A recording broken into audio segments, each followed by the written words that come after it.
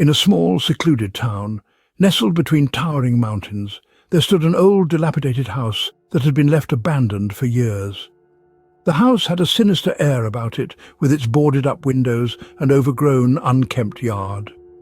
Locals whispered that the house was haunted, that dark spirits lurked within its crumbling walls, waiting to prey upon the unwary.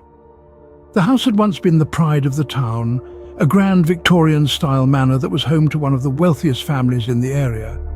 But as the years passed, the family fell on hard times and were eventually forced to abandon the property.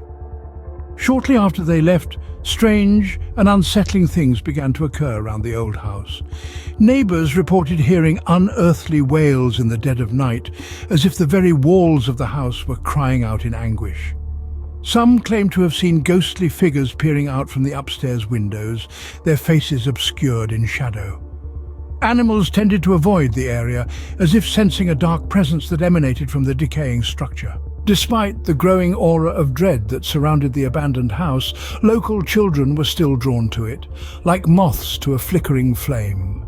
They dared each other to sneak onto the property and explore the mysterious dwelling, their young minds captivated by the promise of adventure and the thrill of the forbidden. One day, a group of particularly bold and curious teenagers decided to heed the call of the old house. As the group of 5 friends approached the property, they could feel a chill in the air, as if the very atmosphere was charged with an unseen energy. The door was slightly ajar, as if inviting them in. Exchanging a glance, the teens pushed it open and stepped into the dark, musty interior. Suddenly, a loud crash came from the kitchen, causing them all to jump in fright. They cautiously approached the kitchen, their flashlights sweeping the room for any sign of an intruder or natural explanation for the broken plate. But the room was empty, save for the shattered ceramic fragments on the floor.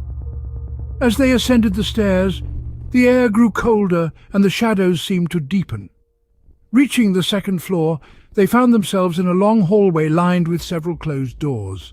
Suddenly, a loud, piercing scream echoed through the house, causing them all to jump in fright. They whirled around, only to find that one of their friends had vanished without a trace. The remaining 4 teens fled the room, their footsteps pounding against the creaking floorboards as they raced towards the staircase. But as they reached the top of the stairs, they found their path blocked by a shadowy figure standing at the bottom. The figure was tall and emaciated, with long bony limbs and sunken hollow eyes that seemed to bore into their very souls. The teens turned and fled, racing down the stairs and out of the house, their screams echoing through the stillness of the night. They ran until they reached the town,